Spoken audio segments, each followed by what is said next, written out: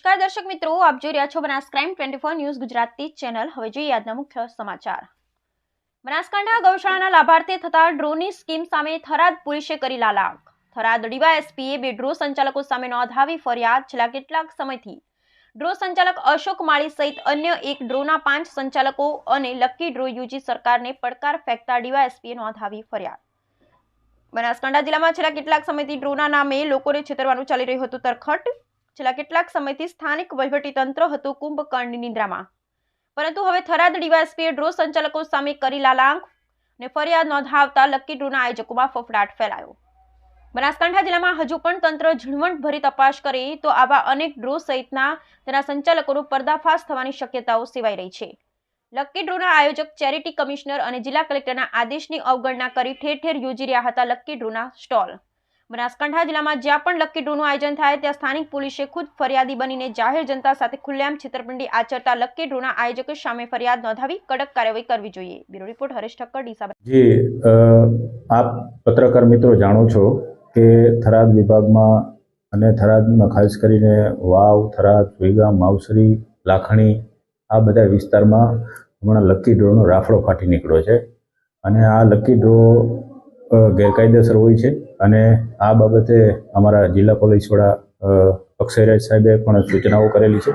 તેઓના માર્ગદર્શન પ્રમાણે અમે કાર્યવાહી કરી રહ્યા છીએ અને આ લકી ડ્રો જે ચલાવે છે એ લકી ડ્રોના જે લોકો છે તેના વિરુદ્ધ ગઈકાલે અમે જાતેથી ફરિયાદી બની અને એના વિરુદ્ધ ગુનો રજીસ્ટર પણ કરવામાં આવેલા છે।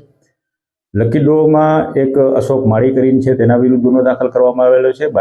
બાકીના એક જગદીશ સાધુ અને તેના સાગરીતો 5 જણા છે તેના વિરુદ્ધ પણ ગુનો દાખલ કરવામાં આવેલો છે। આ બાબતે જાહેર જનતાને મારી નમ્ર અપીલ છે કે આ તદ્દન ગેરકાયદેસર વસ્તુ છે અને આ લોકો તમારા રૂપિયા જે છે એ લલચાવી ફોસલાવી અને પોતે ટિકિટના નામે લઈ લે છે અને પછી આ લોકો એવું કરે છે કે જે ખરેખર ગેરકાયદેસર છે। આ લોકો શું કરે છે કે મતલબ તમારી ટિકિટ હોય તો 1000 ટિકિટ હોય તો એની સામે 5000 ટિકિટ પોતાની નાખી દે છે, એટલે તમને કોઈ સંજોગોમાં તમને ક્યારેય ઇનામ મળવાનું નથી। અને આવું પણ અમને જાણવા મળેલું છે કે લોકો પોતાના બૈરાના ઘરણા વેચીને 10-10 હજારની ટિકિટો લે છે। માટે જાહેર જનતાને નમ્ર અપીલ છે કે આવા લકી ડ્રો પાછળ પોતાનો પૈસા વેડફે નહીં અને આ લકી ડ્રોમાં એ લોકો એટલા ચાલાક હોય છે અને એટલી છેતરપિંડી કરતા હોય છે કે તમને કોઈ સંજોગોમાં તમને ઇનામ ના આપવા દે એવું જાણવા મળેલ છે। લોકો 1000 ટિકિટોની સામે 5-5000 પોતાની ટિકિટો નાખી દે છે અને જે ડ્રોની જે કરવાની સિસ્ટમ હોય છે એમાં પણ છેડછાડ કરે છે।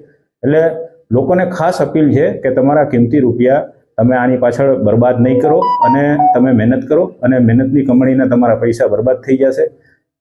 પ્લસ અમે આવા જે ડ્રો કરવાવાળા વ્યક્તિઓ છે એની વિરુદ્ધ પણ કાયદેસર પગલાં લેવાના છીએ, જેથી કરીને ભવિષ્યમાં એવું પણ બની શકે કે તમારા જે રોકેલા નાણાં છે એનો ડ્રો થાય જ નહીં, કારણ કે અમે એને ડ્રો પહેલાં જ એની વિરુદ્ધ એક્શન લેવાના છીએ। એટલે અમારા જિલ્લા પોલીસ વડા અક્ષયરાજ સાહેબે અમને સ્પષ્ટ સૂચના આપી લીધી કે આવી ગેરકાયદેસર પ્રવૃત્તિઓ કોઈ પણ સંજોગોમાં ચલાવી લેવાય નહીં અને કડકમાં કડક હાથે કાર્યવાહી કરવામાં આવશે। ઇવન સંગઠિત અપરાધની કલમો તળે પણ આ ગુના રજીસ્ટર થયેલા છે।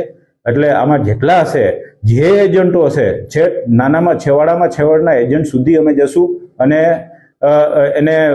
એની વિરુદ્ધ કડક પગલાં લેશું અને પાછા પણ અમે કરવાનું વિચારી રહ્યા છીએ, કારણ કે આ તો ખૂબ થાય છે અને કરોડો રૂપિયાના લોકોના કરોડો રૂપિયા પોતે આવી રીતે અનાથ બાળકોના નામે અને ગૌચારાના નામે પોતે લઈ જાય છે।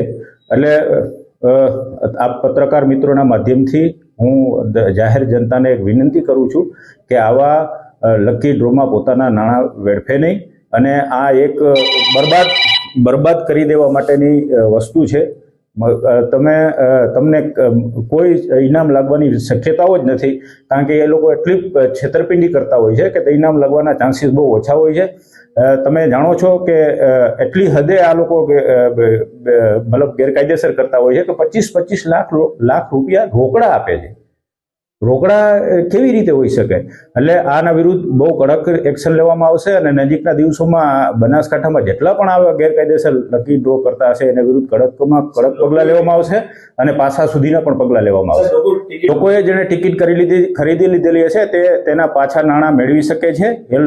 જે લોકો પાસેથી તમે જેની પાસેથી ટિકિટ લીધી એની પાસેથી પાછા નાણાં મેળવી લો અને જો આ લોકો પાછા નાણાં ના આપે તો પણ તમે પોલીસ સ્ટેશનમાં આવીને એના વિરુદ્ધ ફરિયાદ કરી શકો છો.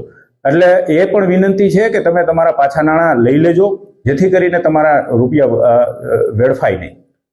કેટલા ડ્રો ઉપર કાર્યવાહી કરવામાં આવી છે અને બીજા અત્યારે હાલની પરિસ્થિતિ પ્રમાણે અત્યારે 2 ડ્રો વાળા ઉપર મેં ગુના દાખલ કરાવેલા જાતેથી અને બીજા એવા મારી પાસે હજી 4 લોકો છે, 4 ડ્રો વાળા છે કે જેના વિરુદ્ધ અત્યારે મારી તપાસ ચાલી રહી છે અને આના વિરુદ્ધ પણ કાયદેસર પગલાં લેવામાં આવશે. હા, અત્યારે એની તપાસ પોલીસ ઇન્સ્પેક્ટર થરાદ ચલાવી રહ્યા છે અને એની ટૂંક સમયમાં અટક થશે. છેલ્લા ઘણા સમયથી લકી ડ્રોના નામનો રાફડો ફાટ્યો છે.